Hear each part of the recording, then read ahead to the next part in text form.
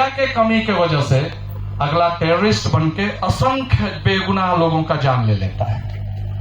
यह हकीकत है। शिक्षित तो रावण भी थे, ऐसा नहीं है, वो तो बहुत ज्यादा शिक्षित थे, ज्ञानी थे। तो विद्या जो कहीं ना कहीं, अच्छा विद्या एक बड़ा, हम बच्चियों को बार बार हम लोग जब मिलते हैं, हम लोग का एक सत्संग का जो कार्यक्रम होता है, आमतौर पे जो है इनका भी जब पहले आए थे, जब सत्संग की बात होती थी तो इनको लगता था कि सत्संग बूढ़ो लोग बैठे ला, बाबा जी जैसन बात हुई कि मैंने सत्संग एक कॉन्सेप्ट है कि जो है वहां पे कुछ माने कुछ लोग रिलीजियस बातें करते हैं, बैठते हैं 10 लोग, और जो है ईश्वर का खाली बात करते हैं। सही लोगों का संगत ही सत्संग है। तो जब यहाँ पे जब इन पर चर्चा होता है इनसे और उनसे जब बात होता है, तो जब हम उनको यही कहते हैं कि आप नजर दौड़ाओ, संस्कृत के बहुत सारे शब्द हैं जिसका विद्या का आपको कोई इंग्लिश ट्रांसलेशन नहीं है। शिक्षा का, एजुकेशन, ज्ञान का, नॉलेज, विद्या का कोई ट्रांसलेशन आपको नहीं मिलेगा। पहले गुरुकुल में बालक प्रवेश करते थे और पुरुष बनकर निकलते थे। इस क्रम में उनको जो सीखना है, कोई धनुर्धर बन जाएंगे, तो कोई जो है चाणक्य जी के टाइम में यदि जाए तो कोई अर्थशास्त्र पढ़ लेंगे, वो सब होगा। व्यक्तित्व पे जो है जोर था। यहां पर भी जो हमारा विषय है व्यक्तित्व ही है, और व्यक्तित्व यदि निर्माण करना है उसके लिए जो है ऐसा कुछ नहीं है कि वो नहीं हो सकता है, वो हो सकता है। सिर्फ हम अच्छा रह जाएं। जब हम लोग यज्ञशाला में यज्ञ करते हैं तो कहते हैं नर और नारी एक समान, जाति वंशज एक समान, धर्म की जय हो, धर्म का नाश हो, प्राणियों में सद्भावना हो, विश्व का कल्याण हो। ये जो भावना है ये कैसे आएगा? ये अपने स्वतः से नहीं आएगा। शुक्ला बाबा कहते थे कि अध्यात्म क्या है? अध्यात्म का अंतर्गत उद्देश्य है अपने व्यक्तित्व को परिष्कार करके निष्काम भाव से सेवा करना, और ये अध्यात्म का सार है।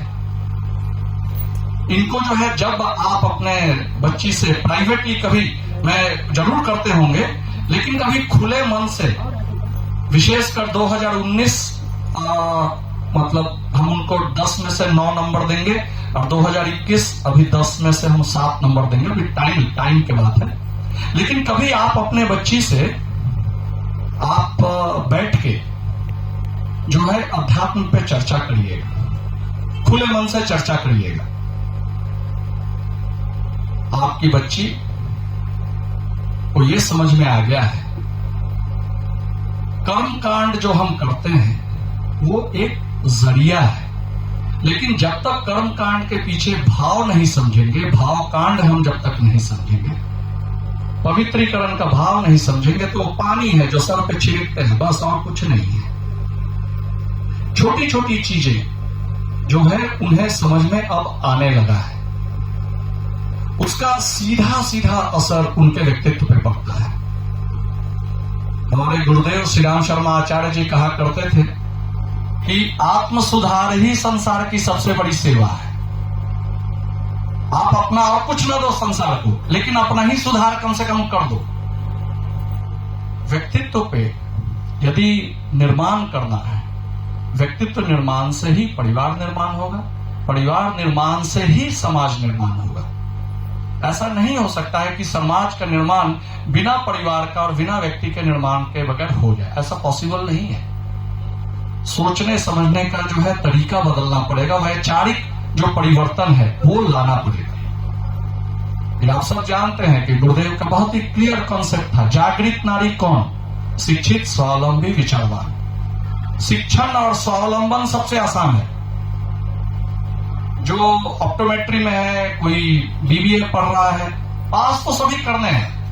हो सकता है 10% लोग थोड़ा सा कमजोर हो, तो हो सकता है कि अगले साल पास कर जाएं, 2 अटेम्प्ट में पास कर जाएंगे।